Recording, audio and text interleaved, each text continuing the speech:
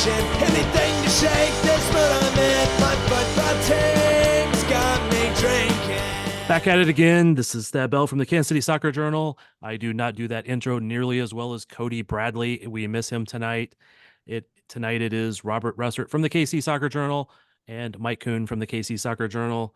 And I have to admit my own faux pas. This is the second start of this pod because technical difficulties or operator error or just sheer freaking stupidity. Something happened. I'm not going to go into it. Take two. Yeah, let's just go with that. I'm not going to go with all the rest of the stuff we already did, but last night, Sporting Kansas City versus Vancouver, the probably most entertaining and interesting part of the game was the media game at halftime. Well, of course it was. I mean, why? Why would it not be? Even if Sporting was on a 10-game victory, run, it'd be the most important part, most exciting part, I'm sure. I have heard from quite a few people that the best part of the game was the media game at halftime, which is not normally the truth, quite honestly. Right. Let's put it this way. It's not the truth that Sporting Kansas City wants to hear. No. Which is the case in so many things these days. Yes, it is. Yes. All right. I was trying to stay positive here, but I couldn't even go like 2 minutes into the actual part that we recorded. All right. One team was Argyle, the new kit. Most of KC Soccer Journal people were there. Robert, Cody, Jimmy Mack, who writes for our site, but pods elsewhere. And on the other side was Chad Smith. And I was told that the light blue team, whatever they called that one, the hoops team, was actually the favorite because they had the ringers. Well, one of the ringers didn't show up, which I was grateful for. Mr. Gutierrez, where are you, man? He was there. I saw him. Did you really?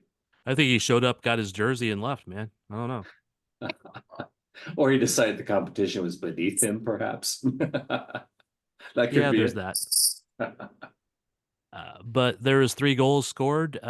Cody Bradley was on the end of a cross into the box, kind of bit of a collision with the keeper there, but somehow the ball ends up in the net. He does a celebration in front of the cauldron. He's going to think he's hot shit again. Yeah. But at least this was legitimate. Never going to hear the end of this one again, are we? At least Did there's we do no an offside check on that? Did we do an offside check? I don't know. Not that I want us to, but at least there's not the I don't think there's the stadium sound for him to pull this year, because I'm pretty sure they didn't shout goal this time. right. No. Although he got better photos this year than he would have in the past. I wonder why. And then light blue hoops team comes back, scores a goal. It's tied. It goes to late in the death of the media game, and a penalty's called, and somehow Robert steps up to take that. Man, how'd you get that? Yeah, I mean, I took the shot, and the girl put both her hands up, and the ball hit her hands, PK. And everybody's pointing to me, hey, you got this, you got this. I'm like, okay, all right. And then as I get to the PK spot, there's Daniel Sperry from the Star holding the ball, looking like he wants to take it. And he's like, looks at me and he's like, all right, and lets me take it. But then the referee looks at me and says, this is the last kick of the game. Like I need that pressure, right? Yeah. But in that moment, first of all, I was missing my friend Thad out on the field, because, great to have him taking photographs. Appreciate that, Thad. But like to see you out there, body slamming at least one person. I mean, no, we missed that aspect. It was weird. Rob Thompson from the Sporting Communications Department said after the game, he comes up to me and goes, man, it was a lot more physical out there. You weren't like out there to calm it down. And I'm like, no, I'm usually the one that's out there hitting people and cheating. So I was a little disappointed he said that, man. Well, anyway, in that situation, I had to think about the positive. I wasn't going to think, if I miss this, I'm never going to hear the end of it. So had to think about the positive. You just kind of passed it into the corner, man. I don't think it was even a super hard shot, was it? No, not super hard, just hard enough. I don't even think the keeper moved. I think he just watched it go in. I'm going to say your run-up was so good, you froze the keeper. How about that? That's what it was, yes.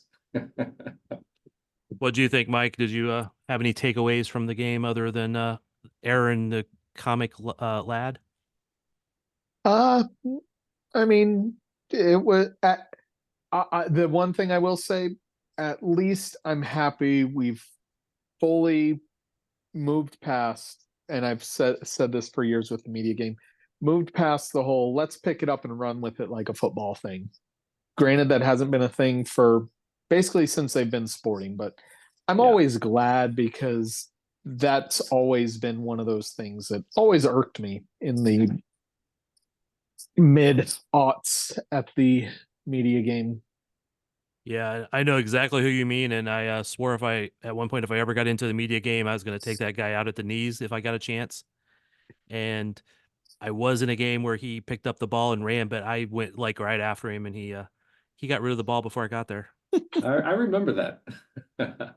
But you know, I would like that it was a back and forth game. It was competitive, it was exciting, and of course, you know, winning is always nice. But you know, just for me, I had played pretty crappily up to that point, so I was glad to redeem myself in some ways. I have a few pictures of you running with no ball around you, so I just don't know where you were going, but I had some purpose, I'm sure. all right. So the highlight of the night was the media game. Maybe the second highlight of the night was a slightly different lineup for Sporting. Yeah, I mean, Kyrie It- Shelton it right back, right? And then Jake Davis taking up in the midfield.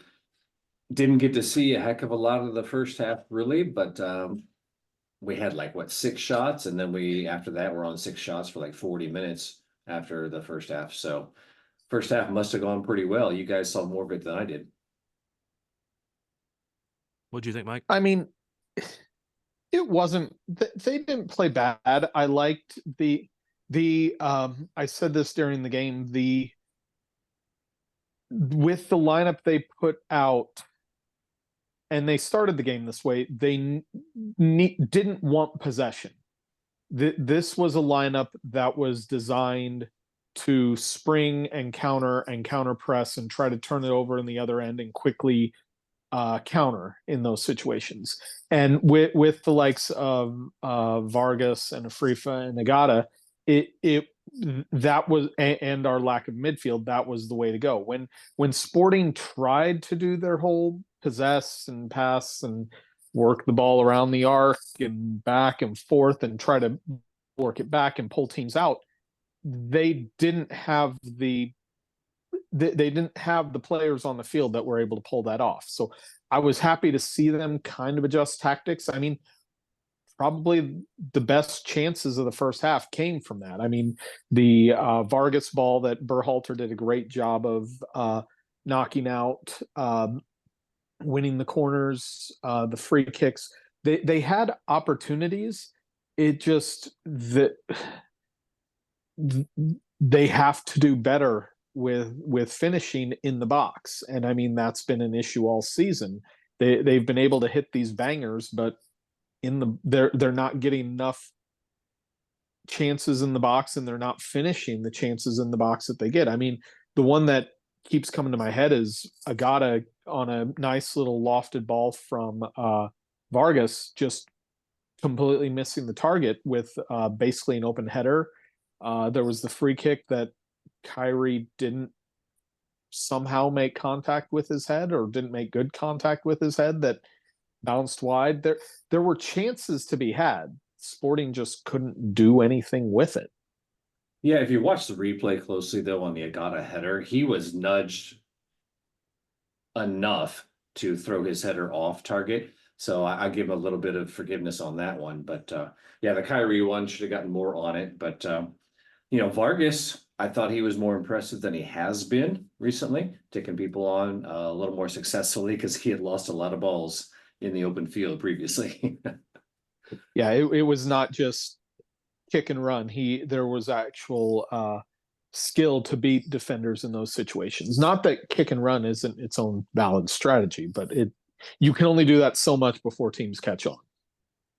Yeah, that is his strength, is speed and going direct to goal. So it's good that he's put a few more being able to dribble and all that. His passing was not always super efficient, I thought, but that's not his strength. So how'd you guys think Davis performed in midfield? Decent. I don't think he played bad. think it was a standout performance, but I think that was also just the full cast around him, that it wasn't a situation where I I hesitate to say put in a position to not succeed, because I don't think he entirely was, but I don't think he had as good of a game as I think he could have, but I don't think he played bad. I thought he was fairly solid. Someone in the comments commented that they thought Hernandez and Davis were making a little more active runs than are normally seen in the midfield. So, I can see that. yeah. It felt like they were it felt like they were connecting a bit more fluidly than we sometimes see with the midfield it, throughout the game. So I can see that. I think they've known each other for a long time, so they're pretty comfortable with each other. Right. So I mean, they fit in pretty well quickly. I don't know that they were. Again, I don't want to say anything bad about them because I don't think they were set up to succeed just based upon all the players around them. But I also think they did pretty well under the circumstances. So I mean, I think as positive as what they did. If you had a little better other players in some positions, they may have been even more successful. But that just wasn't the case. And if we haven't, I didn't really mention this, but there was only two midfielders, players who were considered to be midfielders this season available, Radoya and Felipe Hernandez. They moved Jake Davis from his now normal right back spot back to midfield. So just adjusting back, I think he did really well for that circumstance. Well, going back to Hernandez, what do you guys think of the comment that Vermees made? What was it, Saturday evening after the performance, that Hernandez did a good job of covering up his weaknesses? What did you think of that comment? That's a interesting comment. I don't know. You think that was a message? Well, what do we think Hernandez's weaknesses are? Not physical enough, probably. Maybe not reading the game defensively, maybe as well. Those are my thoughts on that. Didn't I feel like he was asked about that, and he had said he had talked about his defensive defensive responsibilities and defensive coverage were areas that he felt he needed to improve at in that regard. And I felt like defensively, I thought he did fine. I mean, I don't think Vancouver was that successful going forward. I mean, their goals were a bungled set piece and a really bad pass out of the back. So I mean, I don't think he played bad defensively. It's like you don't fault a lot of the players last night. I mean, I gave the team crap for starting Shelton. Shelton, of the three players that played outside back last night, he was arguably the best outside back. I mean, you can't you could. I think Basson and definitely Leibold both had blame on the two Vancouver goals that were scored, and you can't say that about Shelton. So, in one sense, he was the best outside back last night. Kyrie gets way more crap than he deserves. He's not a star scoring forward, but the guy puts in his minutes and he does his best, and he's not bad at a lot of things. It's just that he's not a goal scorer, and he's been the object of hate for people who expect more from that position when he plays. And based off the player salaries that were released, is paid a lot for not scoring goals and not having a true set position, I guess is the nice way to put it. No, fair enough. All right. The goals that Sporting gave up, one was off the set piece, ball bounced around a little bit, and Ryan Gold, is that how you say it? Gold, yeah. Basically went to him and he was able to just kind of come free and put the ball in the net. It's one of those, if that hadn't been a problem all year, you go, chalk it up to bad luck, bad bounce, and shit happens. But it has been a little bit of a problem throughout the year or years. Is that, you guys see it the same way? I mean, there are two guys specifically on Vancouver that you need to watch for on set piece situations and in the open field. One is Brian White, one is Ryan Gauld. How Ryan Gauld got that open in the box to be able to bring the ball down and kind of dribble a little bit before putting it past Pulskamp is, I mean, that's on your set piece defending there. That just was stereotypical of what's been Sporting set piece defending this year. I'm Robert? talking about being set up to not succeed. Set piece defending is a matter of, in some ways, organizing together and being familiar with each other and trusting each other. So that may have been part of that aspect as well, that a lot of these guys hadn't really played in a, MLS game together very much. It is still a factor of where you're assigned to be. Right. And again, I don't want to harp on this one because it's not, to me, it's not the biggest issue with everything going on in the world. But it is just, if it hadn't been something that's occurred more than once, then it's a bad bounce and it happens. Right. Yeah. It's the fact that it's multiple goals now this year. I think it's up to like 9, set piece goals they've allowed this year. They're in the top third of the league in goals allowed from set pieces. So, I mean, it's not, it's an area that at some point you got to be like, it's got to be up on the bulletin board of set piece defending. And it I'm just sure big, it is. I don't doubt it. But if it keeps happening, it needs to, like, what do you need to do at some point if you're harping on it and it's still happening? You gotta put a pin in that. Hold right there. Because the phrase that Thad said earlier, shit happens, that's the issue that we're going to get into very shortly, I'm sure. Because shit keeps happening with this team. And why? Why does it keep happening? Yeah, I think we'll come back to this in some form or another Yes, shortly. I think so. And I think there's a thing that we got to talk about here in a little bit. Okay, the second goal that they gave up, obviously, I don't know what the hell Leibold was doing, but he passed it. I mean, it was his best assist of his time here at Sporting. All right, I'm going to raise my hand. Go ahead. I've done a pass like that before. Oh, I have too, man. But I'm not a professional. I'm not paid money to professionally make passes like that. Right. Oh, wait. Honestly, I don't know I've ever made a pass that bad in outdoor soccer. I don't think I have. Was Leibold paid off? Was that what it was all about? I just assumed he forgot we were wearing our light blue last night. Right, exactly. I know. I was kind of expecting the other color, but yeah. No, I don't. I mean, it's just a mistake. Again, it's a mistake. And you come into a game and it was a while after he came in, so it wasn't right away, but it wasn't, he didn't start. So maybe, I don't know, maybe he wasn't mentally ready. Again, I'm not trying to make excuses for him. It's just boggles my mind that you make that perfect of a pass to a guy just running towards goal, essentially. Like, Dicks. no, we're not going there. All right. Anything else let's see. Oh, the little consolation goal at the end. Giannis gets his goal. Yay. Kyrie, well done.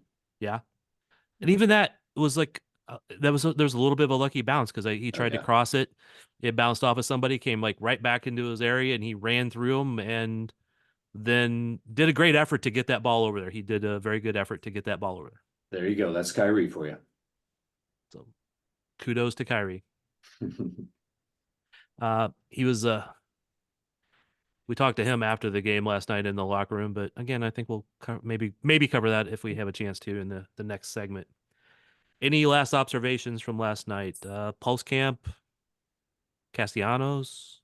I mean, overall, a number of people commented on social media that this is maybe one of the worst performances overall, especially after the supposed starters came in, that just effort was mentioned and just doing the same old things that we've been doing when those old guys come in, and it just doesn't work. So the frustration level from the fans, I think, is reached a height. Mike? I mean, you mentioned Pulskamp. You can't. He didn't make a save last night. I don't think you can fault him for either of the goals. Castellanos, I don't think played bad. I mean, yeah, but as Robert said, the big frustration I think was the lack of spark from when the likes of Polito, Russell, Shallowy enter the game, and we still didn't get a shot.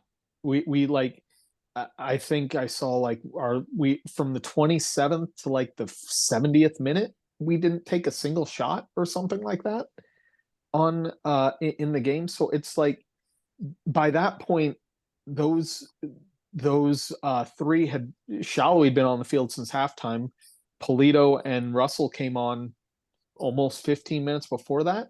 The lack of, I don't want to say effort, the just lack of results from the front three, the starters in the front three is one, it is a problem, but it's becoming disheartening. It is. Because I'm going to throw this out there, this question out there, because I was also noticing like they like weren't in sync, they weren't getting those shots and all that stuff, and then I know we've talked on the regular pod about this, about Polito gets the ball outside the box and he dribbles to a spot where he can't get a shot off. It's like it seems like in the old day, the glory days of Alan Polito, he got the ball, he would have taken that shot, and he might have went a foot wide, he might have went 4 feet wide, but he would have been close. Now he's not taking that shot, and he dribbles to the end line and loses the ball. But after the Giannis goal, it felt like, oh, all of a sudden they lit up a little bit, and there was like a tiny little bit of spark. And that's when they felt like they were actually back to themselves for just a few minutes before the game was done. Right. Do you see kind of the same thing? Agreed. Mike? Thoughts, Mike?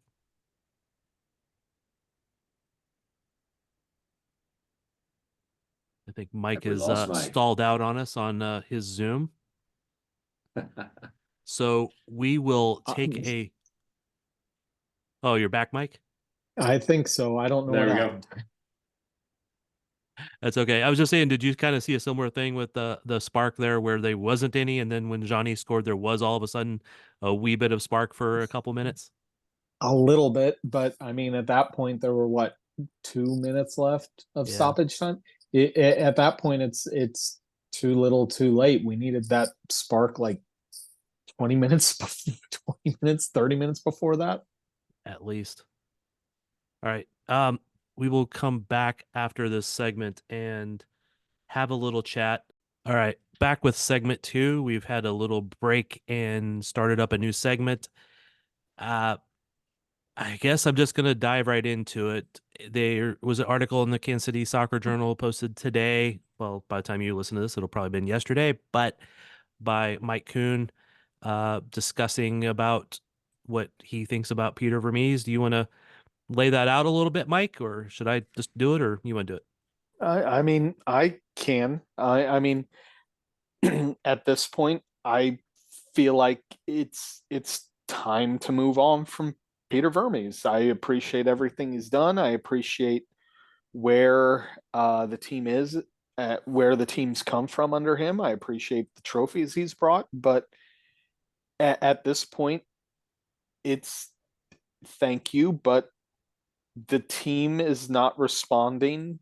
The play is not what it should be. It's not what I feel like we've come to expect from the team at this point. And as with all situations, at some point it comes to an end, and I feel like that time has come for Peter Vermes. Do you, in doing this, do you feel that there's not a way back for him to get back to those days? Unfortunately, I really don't feel like it. I mean, like I have a lot of personal opinions on it. In the piece that I posted on the online, I tried to stick to just the facts of it. The way the teams uh points per game, I didn't use just this season. I didn't use just the last two. I've gone back over the course of the last 3 seasons, and Sporting has one of the worst points per game in the entire league over that stretch. If I remember right, there are only 5 teams with a worse points per game uh, over the last 3 years. That's Colorado, San Jose, Chicago, DC, and Toronto. The, and I look at the basically all the teams around Sporting in the standings are all on at least their second coach since the 2022 season. All Portland, New England, Charlotte, Colorado, San Jose, Chicago, DC, Toronto, all those teams are on at least their second coach in this stretch. And many of those teams are not teams that you really want to be associated with in the league. I mean, do you want to be associated with the Chicagos and the San Jose's? And now with the dumpster fire in New England, the Revolution, it's not an area you want to be. And Sporting is firmly in this group at this point. What do you think, Robert? Well, I've written articles over the past couple of years that express some issues. But we're in a very similar, if not worse, situation than we were last season at this point. I was talking to Houghton and your wife and your daughter about that after the game last night. And the 2020, even when we came back in COVID and took first place, that was really it masked a lot of things because we played a lot of the same opponents, a lot of weaker opponents that were, near us geographically. So to me, that wasn't really something that you can hang your hat on for Peter Vermees. So the last couple of seasons, it just seems like, and Mike, you allude to this, he has kind of fallen behind tactically, fallen behind getting the talent here that we need as far as the league has changed in that time. Yeah, and this is always like tough for me personally because I mean I like Peter and I think he's a good coach and I think actually he still is a good coach and can be a good coach. I think that there's some issues that have continued to plague the team that could be solved, but the problem is that they're not going to be solved quickly. But they're also not going to be solved quickly by getting a new coach potentially because there's a lot of roster management and such. They might get a bounce if they get a new coach. They might start playing better. I don't know. But if it's really tough for me because I don't want to say bad things about Peter and I'm not really going to. I feel like on the reporting side, which is where I try to stay in a lot, except when we're potting, that I can't be a reporter and call for somebody's job. I can talk about how they do.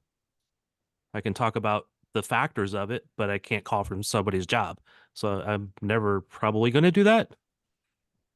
So if I don't ever cross that line, you'll know at least a little bit why. But I still think Peter is a good coach. I still think he can be a good coach.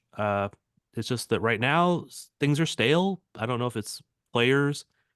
I know when we've talked a lot of times about Seattle, when they quit playing for Siggy that one game. We've talked about that before. Do you think Sporting is in that same vein where the players aren't playing for him anymore? I personally don't think that, and Thad, I agree with you that Peter is a good coach. He's a good person. We both know him fairly well. You know him even better than I do. So we're never going to say anything negative toward that end of things because he's a good person. He's a good coach. He's just, like you said, stale. And I think just a new coach, you don't look at it as saving this season. You look at it as a fresh approach. You look at it as maybe getting a new technical director, a whole new kind of staff just for a new point of view and just a new direction for the club in general. That's how I see it more though than, let's save this season and see what we can do. I think we need some fresh perspective, some new blood that can come in and do that. And I mean that's I'll agree with that point. I mean, I was very much not in the camp of getting rid of Vermes for a long while, specifically because of the length of time it would take to rebuild and the club's ability to find themselves a coach that could provide the same level that Peter has with the club. I mean, it's.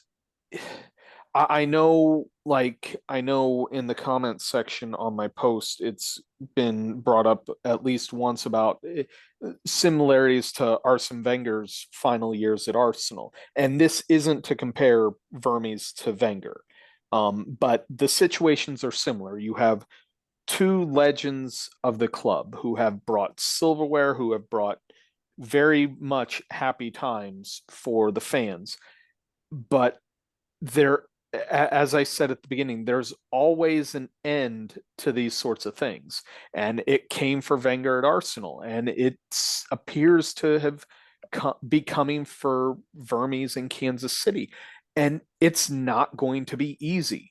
I mean, we know Vermes has his hands in everything within the club from the academy all the way up. So it's not going to be easy in my opinion, even with if I remember right, it was 4 players out of contract and 14 more on options, even with the ability to remake almost the entire roster this offseason if a new coach were to be hired in time to make those decisions.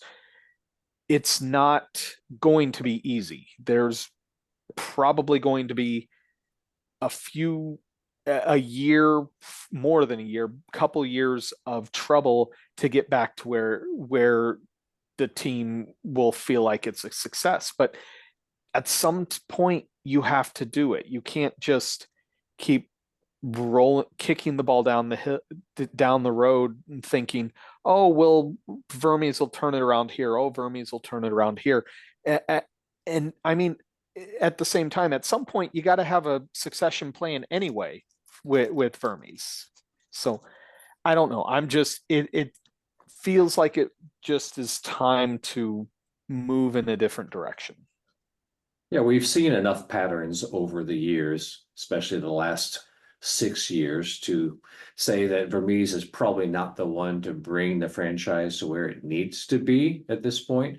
I know you might disagree with that, but yeah, I think fresh blood is needed, and I think the fans here are stronger in opposition than they ever been. And at some point, the president, the owners need to listen to the fans so the fans can come back and join this club and make this club what it needs to be, what it should be. I know I've seen more people comment that they've canceled their season tickets and things like that. I know a bunch of them tried to do it last year and they couldn't because of the way the Sporting Blue for Life thing was structured. Some of them are doing it this year that I saw comment. Again, this is anecdotal, so I don't know the true numbers. Right. It's I hate to see Vermes hated by fans because that's totally unfair. I don't think anybody cares about this team more than Vermes. People thinking, oh, he's just collecting a paycheck and doesn't care. I mean, that's bullshit. Yes, it is. I hate to say that, but if you think that, then you're full of shit.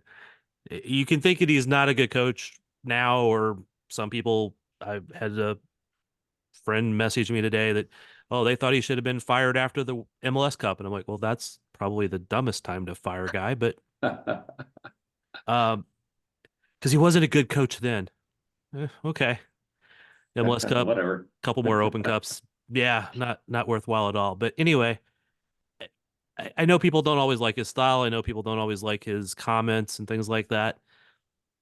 If you look at it of just the words he says, often I can see why you don't like him. If you look at it from why he might be saying them, because he's either protecting players or sometimes he's sending messages through the media. He says he doesn't, but he does. There's just a lot more to it than just that face value sometimes. A lot of people are pointing to, oh, turned the team around last year. And I don't even know if that playoff run would have happened if it wasn't St. Louis we were playing, because there was definitely added incentive there just on a personal and player level. I don't know if that would have happened if it wasn't St. Louis. So who knows? I don't know. It's possible St. Louis was a target, and Right. they were also drifting down their, they weren't the team they were at the beginning of the year when everything Right. was falling their way. At the same time, they were looking good most of the second half of the season. Even the loss in Houston took a couple of bad referee calls that Right. prevented them from getting a victory. If it had been a home and home series with Houston, that might not have been the case. So who knows? So if we win the Open Cup, guys, is that just like, save Vermees? Don't know. I mean, I don't know anything about him being officially on a hot seat or not, right? I Right. mean, because it's not like the owners are going to call me up and tell me that. And they're the ones who have to make that decision. Hey, I shook Jake's hand last night. I should have asked you. Damn. I mean, if winning the Open Cup, to me that feels like the sort of situation of like the 2013 Open Cup where DC beat Salt Lake in the final. Meanwhile, DC was not very good in MLS that year, if you want to put it that way. DC won the wooden spoon with 16 points that year, 10 fewer than second to last in the league that year. So, I mean, do you trade a trophy for basically, I guess, in MLS terms, another trophy, the wooden spoon? And I always say I want silverware, but I'm not sure I want that. You get a spoon for the cup, Mike. Yeah, I don't. Yeah, I've said for years if I'm ever around that actual wooden spoon trophy, I will burn it because I think it's stupid. So Yeah, I don't like it either, but I just don't ever want to be a team that gets it. Kansas City is the only original team to never have won it. So I would like to keep it that way. Not sure one is the right term there, but yeah. Earned. Earned, yes. Deserved. Deserved. So again, I don't know about, if you win the Open Cup, does that save you? Or, I mean, It can the should. team even? Well, the way I look at it, no coach has ever been fired for losing a U.S. Open Cup game. By that same thought pathway, no coach should be saved by winning the Open Cup. But wait a minute, we're supposed to respect the Open Cup, and MLS should respect it more, and it's this great tournament. Come on, Mike. No. I'm not saying that. I want the Open Cup respected. But if you look at the history of the league, no coach has ever been fired for losing an Open Cup game. Well, sure, of course. So in that aspect, winning the Open Cup, even though, I mean, I can see it now. Sporting wins the Open Cup and they keep Vermes, and they're like, well, we won a trophy that the league tried to completely get out of not competing in this year. But we won it, so we're going to keep Peter around. And not only that, but there's less competition from the MLS level. So right. Would it be as worthwhile in that saving thing? I mean, part of me says a little bit, but at the same time, no. So it's a tough conversation. I know a lot of fans just want to simplify it to we suck, fire everybody. Some people will. I think we do suck right now. We can all agree with we can all agree with the first half of your statement that we suck. Yeah, I'm not arguing that, man. That's 6 straight losses in league play, 9 winless, 10 winless, whatever it is now. 9. that defines shit, quite honestly. Whoa, that. At the same time, man, I remember last year when they were terrible in the first 10 games. They couldn't score goals. They only had 3 goals in the first 10 games, right? Things like that. And they did start to get better. They did start to turn it around.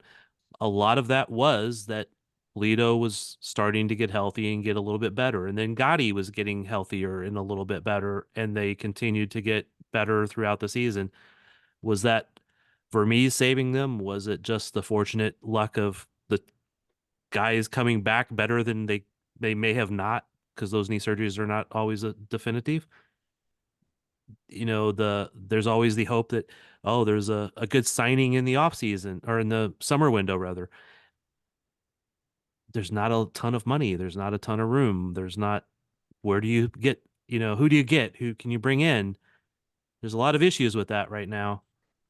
And we don't know all the factors that go into what money they have available. I know I've heard that it's not a ton, but maybe that can be worked around. I don't know. But I mean, the issues that we've been talking about for years have been there for years, and just the up and down nature of things. And, at some point, like you said, it has to be a succession plan, Mike. And I don't see a whole lot of reason for hanging around too much longer, because things are really not getting better. In periods, they get better, but not consistently. Yeah. I know, And good, Mike. well, I'll swing this back to your comment earlier about people that were trying to get rid of their season tickets, but couldn't because that was all related to the Wilkinson thing. And I mean, at this point, that desperately needs to be that needs to be the next step in no matter what the decision is. There needs to be a clear definition of this team going forward. And part of that, I feel like, I'm trying to figure out how to say this. I think Vermees in his current role limits KC's ability to get a new sporting director that will come in and really help this team turn around, I guess, is the best, nicest way I can say it. With Vermees being the coach and director of soccer, whatever title they gave him when Wilkinson was hired, you have the sporting director coming in, and instead of being on par / over the coach, he's now under the coach that he's also over in that situation. And I think that sort of position limits who Sporting can get to fill that spot, in my opinion. Yeah, that's a really good point. I mean, you look at the corporate world, you look at, running a McDonald's franchise. If you're going to be coming in and being a manager, an assistant manager, and you don't think you're going to be able to have much impact and be who you are and be allowed to do what you think is the right direction, yeah, you're not going to want to go into that position. No. I also think that the mismanagement of the Gavin Wilkinson hire probably also makes it harder to bring somebody else in, just because they saw the fiasco that was. So they're like, although there'll be people that will be desperate for jobs that will take that. Are they the people you want for it? So Right. Yeah. I mean, I'd take that job. I'd make a lot more money than I do now. And I'm sure we'd all run the club better, right? Yeah. Yeah. Mhm. All right. Again, I'm never going to be on the side of calling for somebody's job. Just because that's not what a reporter should do, in my opinion. But people do have opinions, and people can be a columnist and write those things, and they're valid viewpoints for sure. And I like that Mike comes from a very analytical, facts-based thing, not an emotional aspect of it. Although if you listen to him on Twitter, he is sometimes on the emotional aspect of it. I keep What it. is your Twitter, Mike? I keep it, when it comes to my writing, I try to be analytical. Twitter is where I'm allowed to vent my frustrations. And it's at down the byline. There you go. That's and you're always 100% sober when you send those tweets, right, Mike? No, I'm not even gonna hide that fact. All No, right. no. I had more than one beer last night. I didn't have to drive, so I was totally fine. Yeah, that's what one of my buddies said. It takes more beers to take sporting games these days. Um, didn't were you the one that Robert that somebody yelled near you that you're not special? Oh yeah, yeah. So this girl behind us, and she was yelling at the Vancouver guys when they were celebrating their second goal. It's like, yeah, you guys are, I don't remember the exact quote, but you guys are nothing special. We lose every week. So you're not doing anything special here tonight, guys. All right. So I do want to go back for a second for something that we talked about earlier, but you know, has he lost the team? Because if he's lost the team, then there's no choice that something has to be done, right? If he hasn't lost the team, then there's potential for turnarounds and tweaks and confidence. I do think a lot of it is confidence. They're just so down right now that they can't do anything right.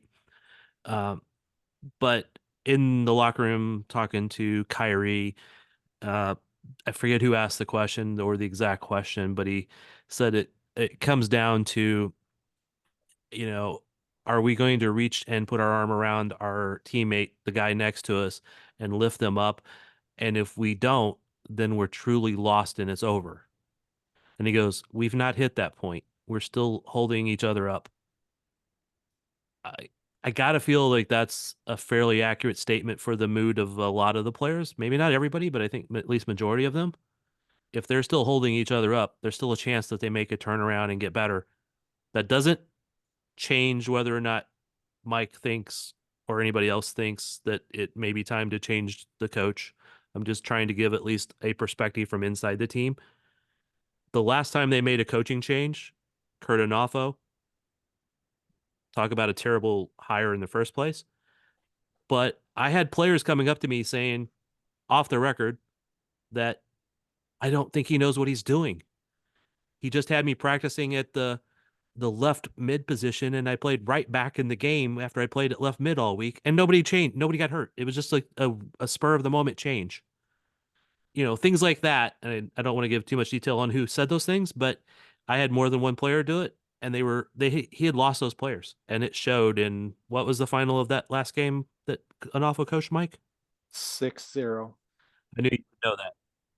Oh, I it's burned in my head. Yep. He lost those players. That game was over. His time was done, whether it was that day or another day. It was done. But Mike helped contribute to that one. I'm not responding to that one. We'll talk about that story in another day. All right. Any last words there, gentlemen? How about a victory come Saturday? How about that at Minnesota? Let's do it. It's possible. I mean, It's possible. It's possible, but man, this stretch is not easy for Sporting Kansas City. The stretch of games that they're on at the moment. I mean, they have Minnesota on the road this weekend. Then they have Seattle at home, Los Angeles, the Galaxy on the road, Salt Lake at home, and then away to Columbus. I mean, yes, it's a nice away, home, away, but those are not easy games that Sporting has coming up. I mean, you have Minnesota on the road, which is not, I mean, they're not a bad team. They are playing very well right now. And are currently sitting fourth in the West. You have Seattle, who is actually outside the playoffs right now, but is always a team that plays Kansas City hard. The Galaxy are number 2 in the West right now. Salt Lake is number 1 in the West right now. And then you have Columbus, who is the defending MLS Cup champs. This is not a fun stretch to be going into with 9 without a win. Do Yes, you? but that's a chance for them, maybe what you were going to say, Thad, just like Seattle last year, to get a victory you don't expect and to turn the whole season around, right? Well, in some fairness, potentially, yes, but I do think that last year when they got that win in Seattle, they had showed promise in the game before that and the game before that. They had showed improvement. Right now, I don't see that improvement in order to build upon. Right. But actually, where I was going with is, do you run out the best 11 or do you run out the starters from last night? And again, they're still going to be short on midfielders because Tommy has a hamstring. He's going to be out for a while. Remy Voltaire's not been practicing. Don't know when he'll come back. Well, in the post-game comments for me was very complimentary of the starters up in the front three compared to the old guard. So I wouldn't be surprised if we see those guys again. How about you, Mike? I mean, I think I'm not against the front three getting another run out. I think Memo will easily be back in the midfield, which in theory allows you to drop Davis back to right back. I wouldn't be against, I mean, and I say this, the front three weren't bad, but I also continue to not be impressed by Afrifa. So I can't believe I'm saying this. I wouldn't be against Kyrie Shelton playing Afrifa's spot on the wing and moving Afrifa back to the bench. But I mean, there's just too many questions with this team right now. Yeah, I don't know what lineup I would go with, but you're correct. Shelton he played well last night, and he's a guy that's going to give you the minutes out there. I don't know, man. I'd like to see Vargas out there. Willie has been so ineffective up there at times. I don't know what lineup I'd put out there, man. It would be every center back we have, every outside back, and then one forward. I don't know. Somebody who's going to defend set piece as well, Man, I'd rather them be tripping over each other to get to the ball instead of like just letting it fall. But that's another story. We'll get to that on after Minnesota game, probably. All right, guys. I appreciate the time. Is there anything we need to cover in the next couple minutes? Or I mean, if you want to talk close? about current, I think it's pretty sad. Robinson's ACL. She was really rounded into a very strong, I thought, back for them. So definitely sad to see that. Yeah, that's if you hadn't seen the news, Gabrielle Robinson tore ACL in the last game. So good. She was thrust into the starting last year when she was a rookie and just has gotten better every game and was at least getting looks from the national team. So Right. Yeah. but E-ball is pretty good. Stina Balasegar Peterson. At Pretty least they good. have depth now to handle that sort of thing at center back, unlike Yep. other times. Yeah, that's why they had to go get Croy Soto last year, just because they didn't have any depth there at all. All right. Appreciate you guys both for joining. We've been struggling with this multi-game weeks and everybody busy with life to get our pods Holiday. in. So I'm blaming Robert for that. Are you? Okay. All right. I'll take it. And David Greenwald. No, David Greenwald takes most of the blame. Hopefully he listens to this point. Well, thanks, All right. Mike, for coming on. Appreciate it. Always a pleasure, guys. All right. Thanks, guys. And we are out.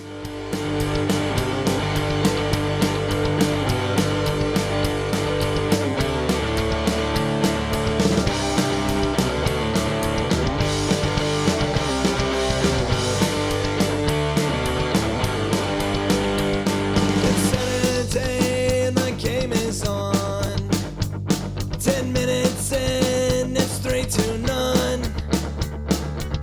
Sipping back an empty can. I don't give a damn if it's 9 a.m. My football team's got me drinking.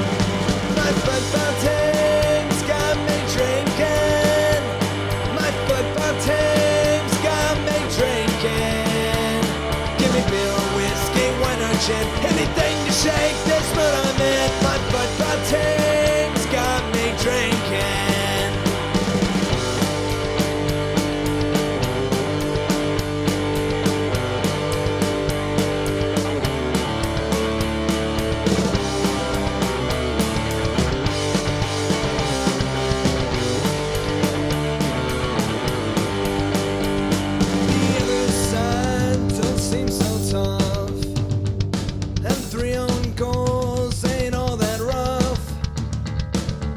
Has just been sent off. Supporters strong have all gone soft. My football team's got me drinking.